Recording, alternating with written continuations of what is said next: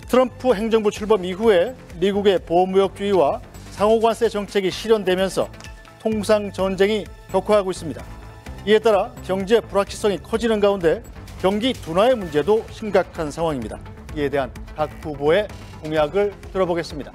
발표 시간은 1분 30초입니다. 순서에 의해서 이준석 후보부터 공약 발표 시작하시죠. 트럼프 행정부의 통상전쟁은 아메리카 퍼스트라는 구호 아래 시작됐습니다. 그러나 미국도 자국 내 산업과 소비자에게 피해가 전가된다는 사실을 깨닫고 최근에는 전략을 수정했습니다. 이 사례에서 우리는 깨닫습니다. 상대가 거칠게 나올수록 냉정하고 전략적으로 대응해야 합니다. 국익은 감정이 아니라 치밀한 계산 위에서 세워져야 합니다. 이제 대한민국은 과거와 다릅니다.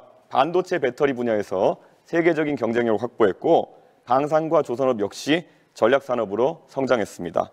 뿐만 아니라 우리 대한민국은 베트남 전쟁부터 우크라이나 전쟁까지 미국의 안보 전략에 지속적으로 기여한 국가입니다. 따라서 우리는 한미 양국이 단순한 교역국이 아니라 안보와 전략을 공유하는 우방국이라는 인식을 확실하게 해야 합니다. 여기에 중요한 조건이 하나 있습니다.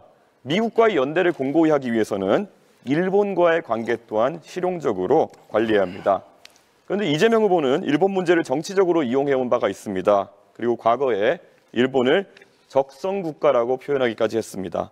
이런 접근으로는 외교안보의 복잡한 전략 환경을 감당할 수 없다고 생각합니다. 지금 대한민국에 필요한 것은 감정이 아닌 국익, 선언이 아닌 실행입니다.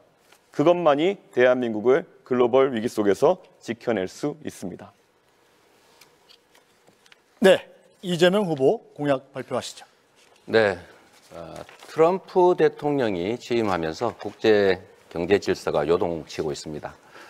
물론 그 트럼프 취임 이전에도 이제 국제사회가 이미 자국 중심주의, 보호무역주의로 회귀하고 있었지만 트럼프 취임으로 인해서 이게 극단화된 것 같습니다. 특히 관세 정책을 통해서 이제 우방국까지 상당히 높은 강도의 압박을 하고 있습니다. 지금 당장 대한민국의 수출 기업들이 곤란을 겪고 있습니다. 그리고 지금 당장 미국과 관세 관련 협상을 해야 됩니다. 저는 이 협상에 있어서 가장 중요한 원칙은 국익 중심이라고 생각합니다. 미국도 요구하는 게 많겠지만 그걸 반드시 100% 관철하겠다는 것은 아닐 것입니다. 또 우리가 맨 먼저 나서서 서둘러서 협상을 조기 타결할 필요는 없을 것 같습니다. 일본도 미리 하겠다는 입장이었다가 지금 좀 선회하고 있습니다. 중국도 마찬가지로 강력하게 부딪히다가 상당 정도로 타협을 했습니다.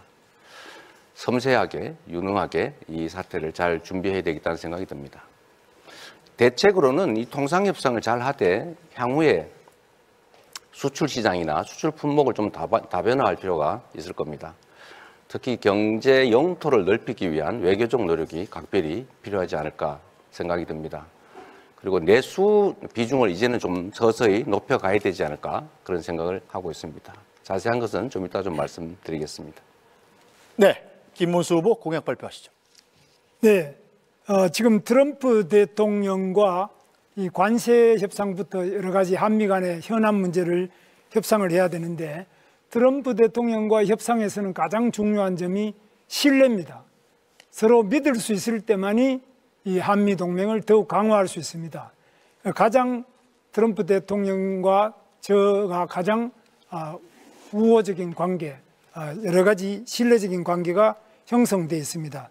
따라서 이런 신뢰를 바탕으로 한미 정상회담을 제가 당선되면 바로 정상회담을 개최를 해서 저희들의 여러 가지 문제, 한미 간의 현안 문제는 단순히 통상 문제만이 아니라 주한미군의 문제, 북한의 핵 무기에 대한 대응, 그리고 중국과의 관계, 또 러시아 문제, 우크라이나 문제, 여러 가지 문제가 있습니다. 우리 한국과 미국 사이는 여러 가지 측면에서 서로 가치를 공동으로 공유하고 있고 또 이익을 공동으로 공유하고 있습니다. 그렇기 때문에 이런 한미의 신뢰를 바탕으로 해서 관세 문제나 이런 문제를 7월 8일 관세가 유예되는 것이 종료되기 전에 성공적으로 끝내도록 하겠습니다. 네, 권영국 후보 공약 발표하시죠. 네, 국민 여러분, 트럼프 대통령의 관세 폭탄은 단순한 관세가 아닙니다. 그것은 약탈입니다. 국내에 투자해야 할 현대 삼성 자본과 일자리를 미국으로 빼앗아 가겠다는 것입니다. 이것은 통상이 아니라 우리의 경제 자주권에 대한 침략입니다. 저 권영국, 트럼프의 약탈적 통상에 굴복하지 않겠습니다. 대한민국의 경제 주권은 결코 협상의 대상이 아닙니다.